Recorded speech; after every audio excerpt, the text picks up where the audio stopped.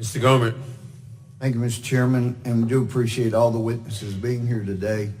And I'm thrilled there's so much interest in this issue because, as has been said, I know everybody here wants to stop the gun violence.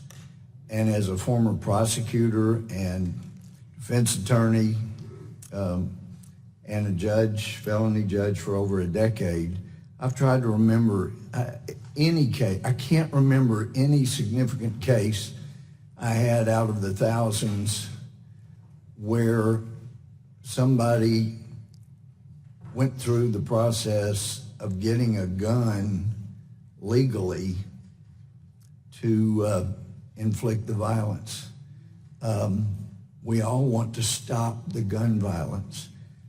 I haven't heard anybody talk about the breakdown of the home, the breakdown in moral teachings. Those certainly have had an effect. And I know one of the most quoted numbers that we often hear, and we've heard again today, is that background checks have stopped over 3 million people from getting guns that shouldn't.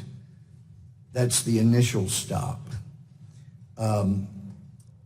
It's difficult to get through all of the data, but it appears the best estimate is somewhere over 96% of those 3 million end up being able to get guns. That's just the initial stop. And in fact, a good indication is 2010 numbers. And these are sometimes difficult to get the exact figures, but from 2010, we know there were 76,000 denials, and the Obama administration only found 44 that actually were committing a crime by trying to get a gun illegally.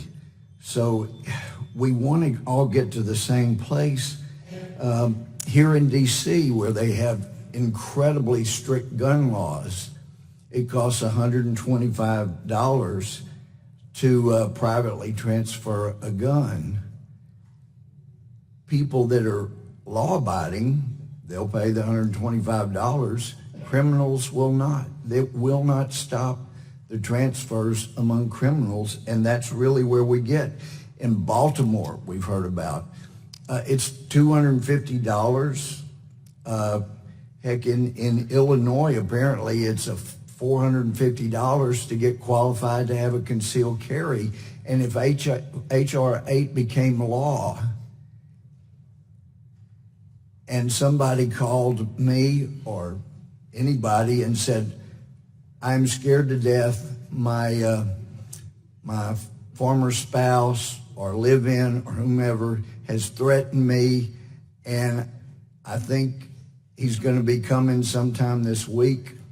Well, the law under H.R. 8 requires, before you can do a private transfer, before you can take them a gun to try to help them protect themselves, there has to be an imminent threat.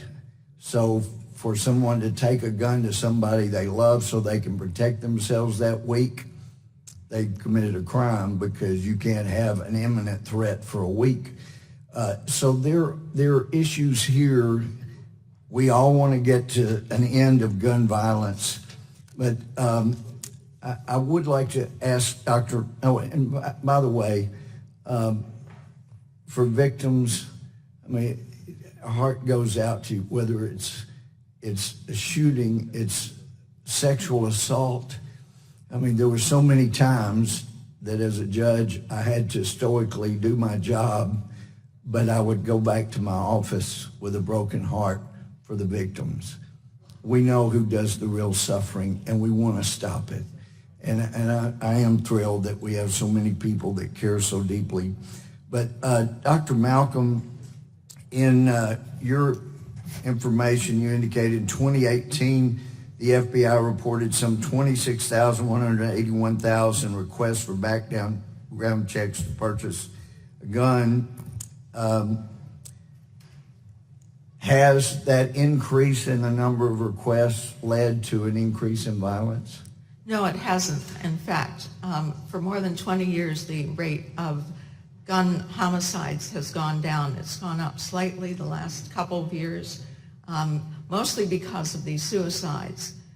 And while the number has gone up, the rate hasn't. So far more people are now allowed to conceal carry across the country, get a certificate to have a gun, but that hasn't resulted in what it was supposed to do for those people who were against it. They thought there'd be shootouts on OK Corral on every corner. People are very responsible. Law-abiding citizens are extremely responsible with that right and are using it to protect themselves. Thank you. Thank you, Mr. Chair. The time of the gentleman has expired.